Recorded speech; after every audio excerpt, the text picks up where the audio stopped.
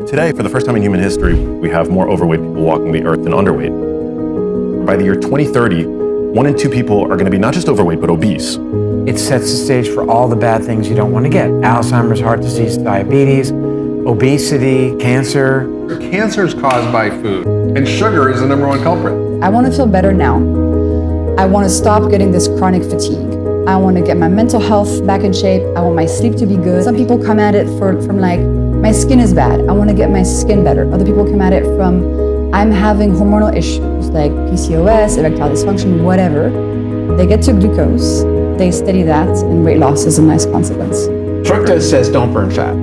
Fructose tells your body winter's coming. Get ready. We've also seen that a high sugar bolus can reduce testosterone by about 25%, which also persists. And by and large, people are being taken down by these kinds of diseases that are essentially driven by being undernourished and overfed.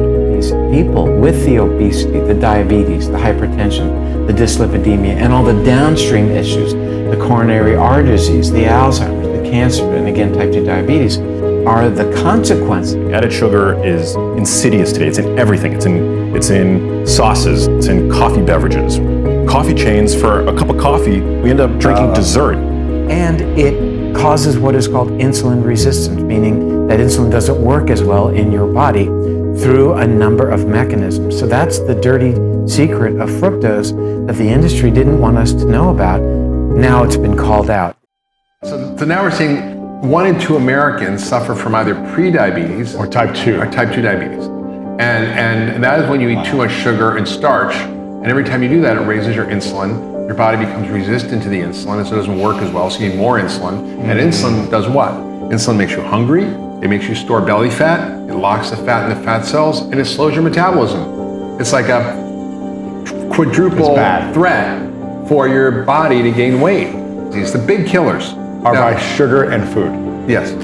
So if you change your diet, you should be able to prevent or cure sometimes. Alzheimer's? 100%. Yes, 100%. I mean, the studies are there. Even people who already have Alzheimer's, when they improve their diet, they can wake up more and get better. functionality. Yeah. By the year 2030, 1 in 2 people are going to be not just overweight, but obese. Are ultra processed food products that by and large we overconsume today. Your average American today derives 60% of their calories from ultra processed foods. These are the foods that line our supermarket aisles. Our supermarkets tend to be designed the same way. It's the perishable fresh food that tend to be around the perimeter. The aisles have all the shelf-stable convenience foods that are minimally satiating, highly calorically dense, and hyper-palatable. So those 3 factors make those kinds of foods, particularly when they're all you have access to, a recipe for disaster. Consuming a high sugar bolus can also elevate your blood pressure, which we know is a risk factor for neurodegeneration. We've seen that 1 high sugar bolus, about 75 grams of sugar, can cause your systolic blood pressure to elevate for 2 hours. We've also seen that a high sugar bolus can reduce testosterone by about 25%, which also persists for 2 hours. Yeah. Why? Any guesses why we'd have an evolutionary response to sugar that lowers our testosterone? That's a good question. A hunter-gatherer would have never had access to that kind of rapidly digested sugar deluge, right? Because we would have had fruit, and our fruit as hunter-gatherers would have been a fraction as sweet as they are today. But the notion of fruit juice or a sugary, high 75-gram glucose beverage, for example, didn't exist. So I think what it does is it sends our body into a stress state. And so that's, I think, one of the reasons why we see the elevation of blood pressure. And I would also assume because stress can reduce testosterone. That's really interesting.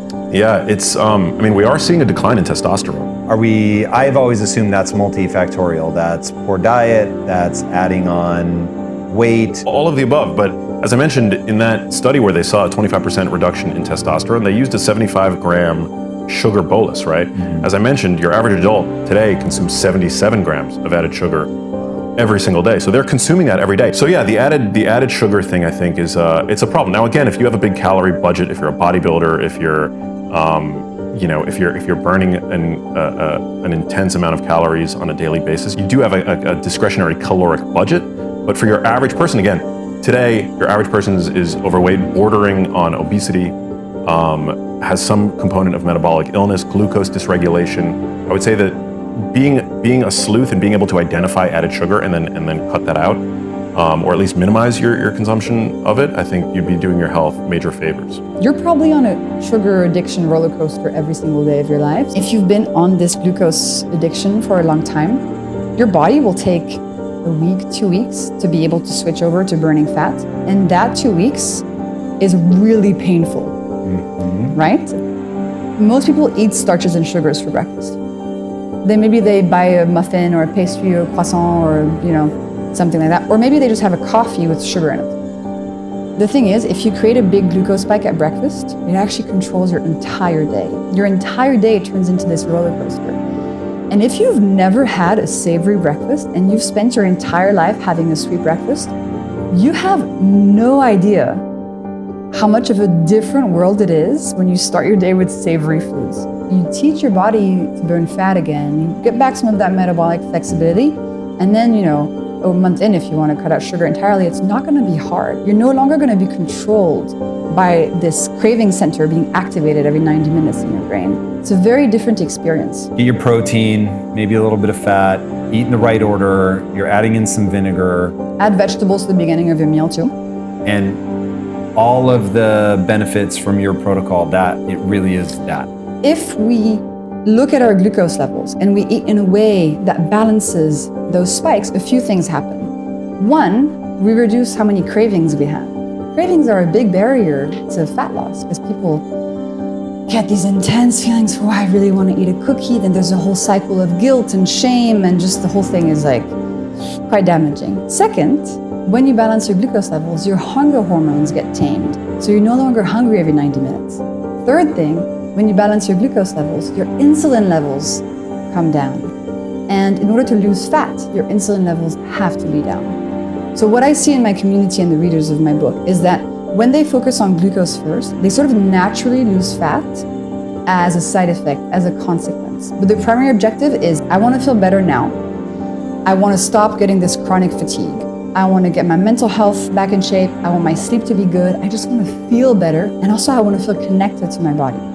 That's really the primary angle. Some people come at it from my skin is bad, I want to get my skin better. Other people come at it from, I'm having hormonal issues like PCOS, erectile dysfunction, whatever. They get to glucose, they steady that, and weight loss is a nice consequence. So many people with borderline diabetes or frank diabetes, mild elevation of blood sugar, or can't lose that last 20 pounds, and they're doing everything they possibly can. Darn it, I'm doing everything I can. There's got to be something else. This may be that something else, maybe that missing link.